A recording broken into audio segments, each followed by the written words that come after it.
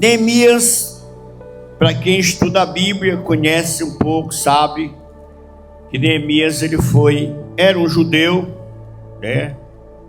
E Israel foi saqueada, foi destruída praticamente. E as pessoas que sobreviveram, a maioria deles, foram para outros lugares, né? Para outras áreas. E Neemias foi um deles que foi trabalhar com o rei de uma outra cidade, né? E Neemias, ele era o copeiro desse rei, certo? Neemias fazia,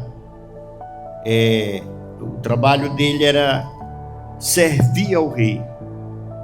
Conta que antigamente os reis, né, quando eles tomavam algum líquido, alguma bebida, alguma coisa, primeiro tinha que dar para o copeiro, porque se tivesse algum veneno ali, o copeiro bebia e aí ele morria primeiro do que o rei, sabe? Era assim que funcionava. Então o copeiro bebia um pouquinho, tomava, provando aquele líquido, e aí depois o rei tomava. O copeiro era mais ou menos isso que ele fazia, tá? Além de servir o rei. Só que um dia Neemias soube que a sua cidade estava em ruínas, né? Apareceu alguém lá com Neemias, onde ele estava trabalhando, e ele perguntou como é que estava a sua terra natal, a terra dos seus parentescos, dos seus familiares. E disseram para ele que estava em ruína, né? Os muros quebrados, os portões queimados, ou seja, tudo que sobrou foi ruína, né? Estrago, escombro, coisas que acontecem quando tem uma guerra. E aí um dia o rei percebeu que o semblante de Neemias estava abatido. E aí o rei perguntou: Neemias, o que está acontecendo contigo? Tu está com o teu tão abatido e tal. E ele então falou para ele, disse que como ele não deveria estar abatido, se a terra dos seus antepassados estava em ruína, ele estava sabendo que os portões estavam queimados, os muros quebrados, né? Ou seja, estava uma verdadeira bagunça lá em Israel. E Neemias, com a graça de Deus, foi liberado pelo rei para reconstruir os muros da cidade de Jerusalém. Amém? Então, quando nós lemos isso aqui, esse texto da Bíblia, nós podemos entender que isso aqui não é só a questão do muro em si, né? É como se fosse uma batalha, uma guerra espiritual que Neemias estava enfrentando, porque aquele muro ali estava há muitos anos que ninguém fazia mais nada por ele, sabe? Igual aquelas obras que alguém pega para fazer, e aí com o tempo eles pegam o dinheiro da obra, gasta tudo e não faz nada, e aí vai passando de um para o outro, e acaba que não resolve nada. E aí quem vai sofrendo é o povo, quem vai sofrendo são exatamente aqueles que necessitam daquela obra. E Neemias então resolveu reconstruir o muro. Se você prestar atenção aqui nesse versículo de número 3, ele diz assim, e enviei-lhe mensageiros a dizer: estou fazendo uma grande obra, de modo que não poderei descer, porque cessaria esta obra. Amém? O que isso significa, pastor Moisés, para nós, para você, para cada um de nós que estamos aqui nessa terra? Quero que você entenda que todos nós estamos fazendo alguma obra, amém? Para Deus, ou se não estamos, devemos começar a fazer, né?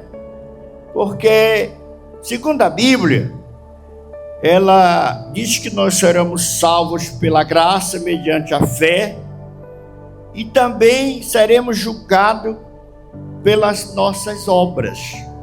Amém?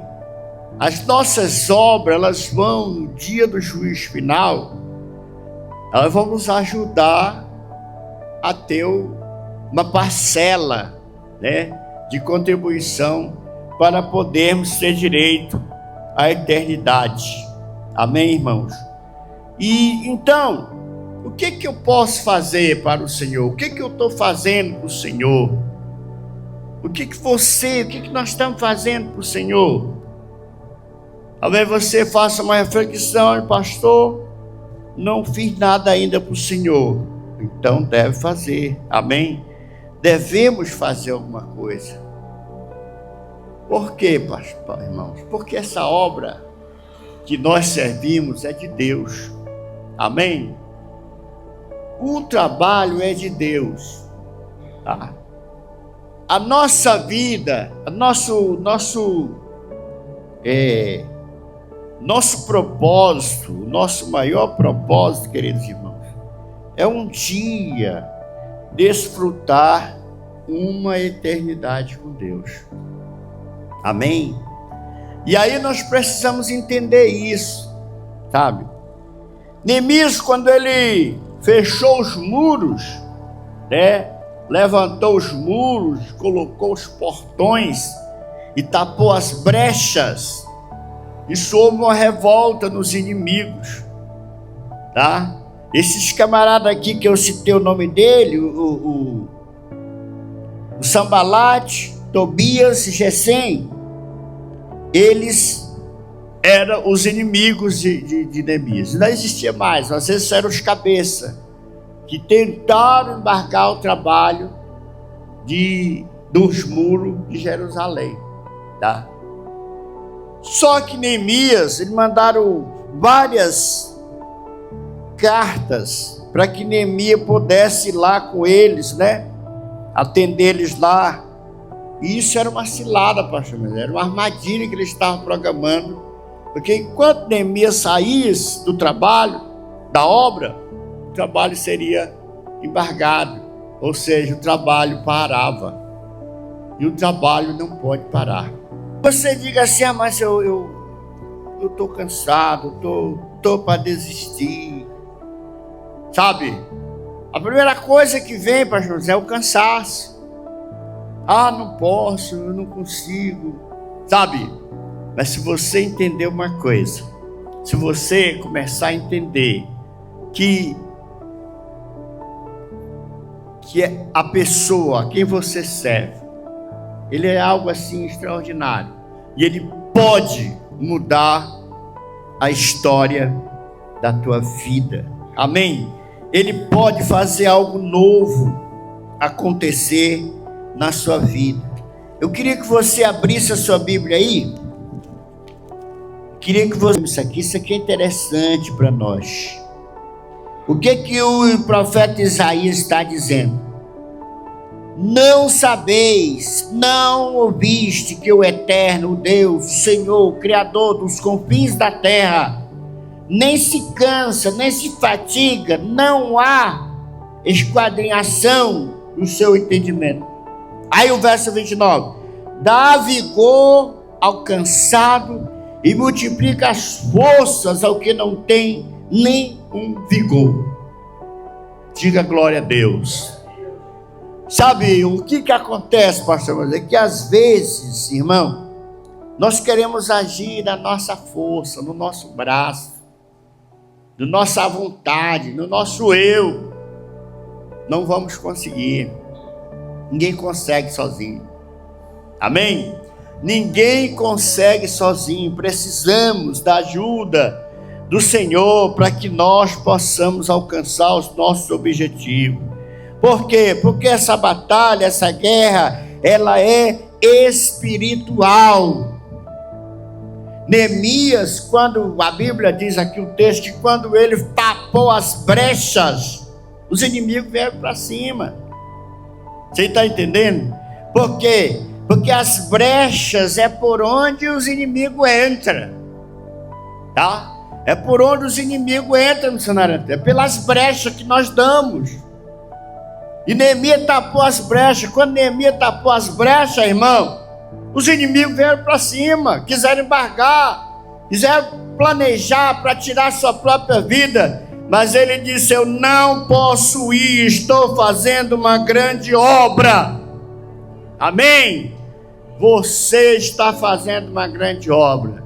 Talvez você nem imagina, mas toda vez que você sai para orar em alguém, para visitar alguém, para levar alguma coisa para alguém que está impossibilitado de sair, você está fazendo uma obra, você está ajudando alguém. Quando você sai para convidar alguém para vir para a igreja, ajudar alguém para vir ouvir a palavra, você está fazendo uma grande obra. Isso não tem preço. Amém? Isso não tem preço. Ah, pastor, mas eu estou cansado já estou muito cansado. Você acabou de ouvir que o Senhor, olha só como ele diz aqui no versículo 29, irmão: dá vigor ao cansado e multiplica as forças ao que não tem nenhum vigor. Aí ele revela algo que interessante no 30: os jovens se cansarão e se fatigarão, e os jovens se cansarão e fatigarão, e os jovens certamente cairão.